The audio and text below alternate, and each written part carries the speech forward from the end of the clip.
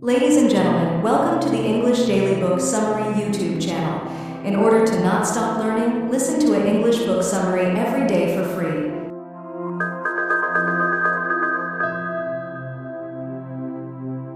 Arthur Schopenhauer, The Two Fundamental Problems of Ethics, a rigorous investigation of moral philosophy's deepest questions.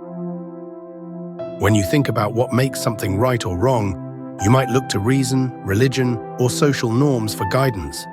But Schopenhauer turned this traditional approach on its head.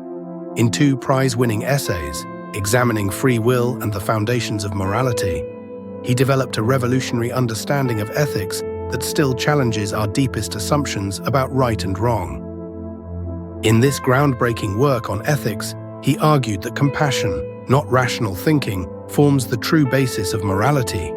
You may recognize this truth from your own experience.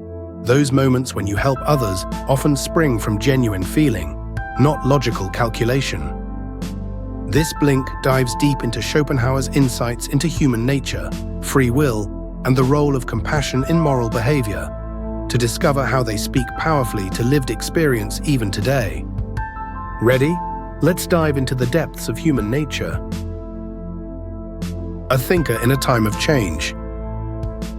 It's the 1830s and steam engines are hissing in the streets of a continent in transformation. As cities expand and factories arise, traditional ways of life are breaking down. In this time of upheaval, philosophers and thinkers are wrestling with fundamental questions about human nature and morality. For decades, one man dominated European philosophical thinking: Immanuel Kant. He argued that moral behavior came from following rational rules and social duties. You might recognize this way of thinking today when people say it's the principle that counts, or talk about universal rules that everyone should follow. But Schopenhauer saw things quite differently.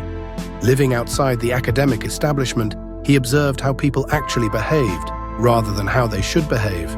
His insights came not just from books, but from watching life unfold in the bustling streets of Frankfurt. When you helped someone in need, was it really because you had reasoned it out? Or did you act from a deeper feeling of connection? This question led him to challenge the leading thinkers of his day. While they focused on abstract theories, he looked at real human experience. His radical work on ethics won rare recognition from the Norwegian Scientific Society, even though his ideas challenged mainstream philosophy. Perhaps you felt this tension too, when your heart pulls one way and rules point another. But Schopenhauer wasn't suggesting that every emotional impulse is morally right. Far from it. Instead, he wanted to understand how genuine moral behavior emerges from our motivations, character, and capacity for compassion. In the chapters ahead, you'll discover how Schopenhauer tackled two fundamental questions. Are we truly free to choose our actions? And what really drives us to help others? His answers might surprise you. As you explore these ideas, notice your own motivations when helping others. What actually drives your choices? Duty, self-interest, or genuine compassion? Understanding the true nature of moral behavior starts with honest self-observation. Schopenhauer's insights will help you navigate between emotion and reason, between self-interest and authentic concern for others. On freedom. Think about this morning when you reached for your phone. Was that really your free choice? You might think the answer is obvious. Of course you did. But Schopenhauer invites you to dig deeper. Every choice you make, he argues, comes from who you are and the situation you're in. Think about your morning routine. You think you freely choose what to eat for breakfast, but that choice actually depends on countless factors. Your tastes, your habits, what's stocked in the kitchen, the time you have available. Even your taste for coffee or tea emerged through past experiences and your natural temperament. Schopenhauer recognized that actions flow from two sources: individual character and the motives present in each situation. Your character is like a lens through which you view the world. It shapes how you respond to different motives. Some people naturally rush to help others in distress, while others hesitate or look away. These aren't freely chosen responses, but expressions of who they fundamentally are. Now you might wonder, if we don't truly choose our actions, how can we be responsible? Here's where Schopenhauer offers a fascinating insight. You are responsible precisely because your actions reveal who you truly are. When you act selfishly or kindly, you're expressing your character, and that character shapes your moral responsibility. Understanding this can actually be liberating. You can stop seeing each decision as a separate battle and start thinking about the bigger picture, shaping your character over time. Yes, your actions might be determined by who you are, but who you are can gradually change as you learn more about yourself. So, what does this mean for becoming a better person? Rather than focusing solely on making the right choice in each situation, try to understand your own character better. Note any patterns that arise from your responses to others' needs. What triggers your compassion and what blocks it? Understanding these patterns gives you more room to grow, and that's real freedom. The foundation of ethics. Imagine you're walking down the street and spot someone trip, their groceries scattered across the sidewalk. When you rush to help, you're not doing complex moral math in your head. You act instantly because you know how it feels to be in their shoes. This immediate recognition of another person's situation, feeling it as if it were your own, is what Schopenhauer called compassion. Let's dig deeper into his ideas about compassion with examples from your own life. You've probably given up your seat on a crowded train to someone elderly or stayed late to help a struggling colleague. In these moments, something remarkable happens. The barrier between you and them fades away. Schopenhauer's observation about this power of compassion challenged centuries of moral philosophy. The big names, Plato, Descartes, Kant, all claimed that emotions cloud moral judgment, and that's why we need pure reason to guide us. Many philosophers today still distrust emotion in ethics, preferring rational frameworks and logical principles. But Schopenhauer pointed out that reason can just as easily serve selfishness as morality. After all, smart people are great at finding logical reasons to do what benefits them while ignoring the needs of others. Later philosophers like Nietzsche and Freud picked up on this idea. We often use logic to justify what we wanted to do anyway. But real moral behavior, Schopenhauer argued, comes from directly experiencing others' joy and suffering as your own. This connection forms the basis of both justice and genuine kindness. Once you truly see others' experiences as real as your own, you'll naturally want to help them and avoid causing them harm. This changes how we think about teaching morality. Instead of memorizing rules about right and wrong, we should focus on developing our capacity for compassion. To put this insight into practice, notice when you feel connected to others' experiences and when you don't. Notice what helps you bridge the gap. Understanding this can make your moral choices more genuine and ethical. The 3 motivations. Think about the last time you faced a moral decision.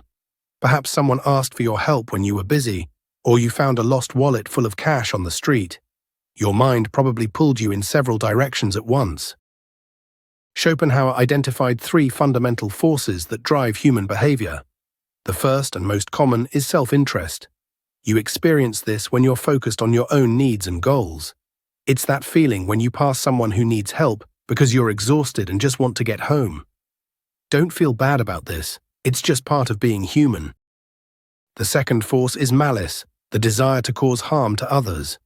You've probably noticed this in small doses, like feeling pleased when a boastful colleague makes a mistake and gets called out. Or in darker times, the pull of revenge. While uncomfortable to acknowledge, this motivation exists as a part of human nature. Then there's the third force, compassion. Remember what we discussed in the last chapter, those moments when you spontaneously help others without thinking about what's in it for you. It's present when you feel genuine joy at someone else's success, or cry at their heartbreak, or when you can't enjoy your meal when you know others are going hungry. These 3 motivations mix together in complex ways in your character. When you donate to charity, for instance, are you acting from pure compassion? Or does the good feeling you get from giving also play a role? Or when you follow the rules, is it because you have genuine concern for others or because you worry about getting caught? Understanding these different motivations can help you make better choices. You don't need to pretend you're a saint. Self-interest and compassion often work together. And rather than denying negative impulses, see them for what they are.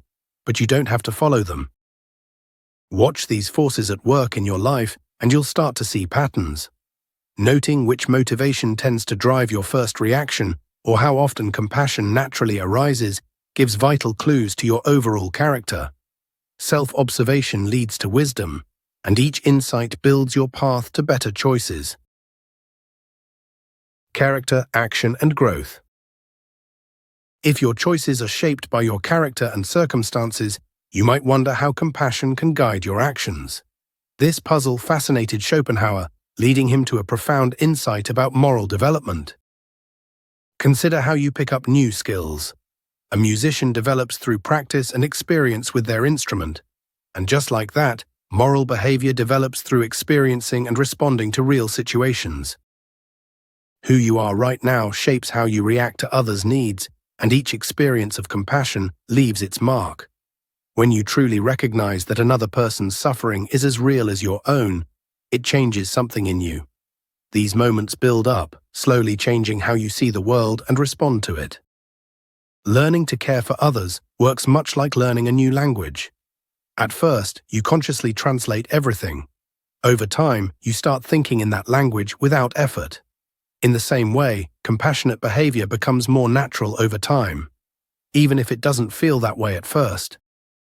This explains why Schopenhauer saw compassion as both the foundation and the goal of ethics. He recognized that your actions flow from your character, so you can focus on developing who you are rather than just following rules set by others. Each time you notice and respond to others' needs, you strengthen your capacity for genuine moral behavior. Significantly, this development happens within a social context. Your community, culture, and relationships create opportunities for compassionate action. Life doesn't always let us pick our situation, but you can choose to engage with what life gives you mindfully, recognizing how your experiences influence your moral growth. This shows us a deeper kind of freedom than simply making choices in the moment. By understanding how your character shapes your actions, you gain the ability to transform who you are through conscious attention and practice. When people grow in this way together, it spreads through society, fostering communities where compassion becomes the basic pattern for ethical life. This was Schopenhauer's lasting insight. True moral freedom comes not from rules imposed from the outside, but from developing a character where doing good becomes as natural as breathing. A legacy of kindness. When Schopenhauer submitted his essay on free will to the Royal Norwegian Scientific Society in 1839, he received the recognition that had long eluded him. The society awarded his work first prize, praising its clarity and insight. His second essay on the foundation of morality, submitted to the Royal Danish Society of Scientific Studies in 1840, proved more controversial. Though it won second place, the judges criticized his criticism of Kant's ethics. But these two essays marked a turning point. For the first time, a major philosophical institution had put compassion, not than pure reason, at the heart of ethics. Schopenhauer's ideas spread beyond philosophy. Modern psychology's work on empathy and research showing how emotions shape moral choices builds on what Schopenhauer started. His insights into human motivation shaped great minds like Nietzsche, Freud, and Wittgenstein, who build on his thinking about will, emotion, and ethics. Today, his ideas help us think about contemporary challenges.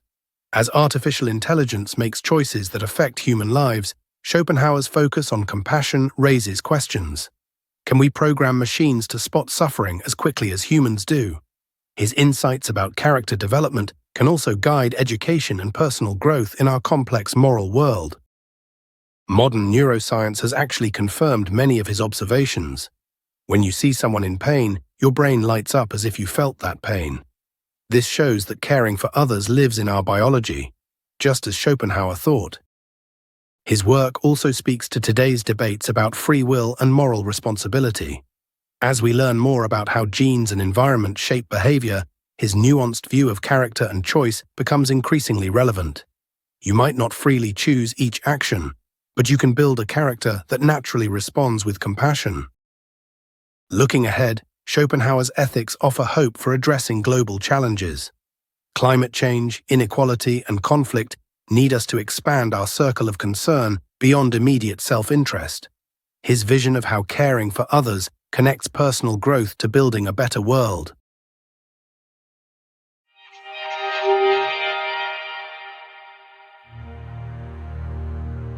The main takeaway of this Blink to the Two Fundamental Problems of Ethics by Arthur Schopenhauer is that real moral behavior grows from compassion, not from following rules or cold logic.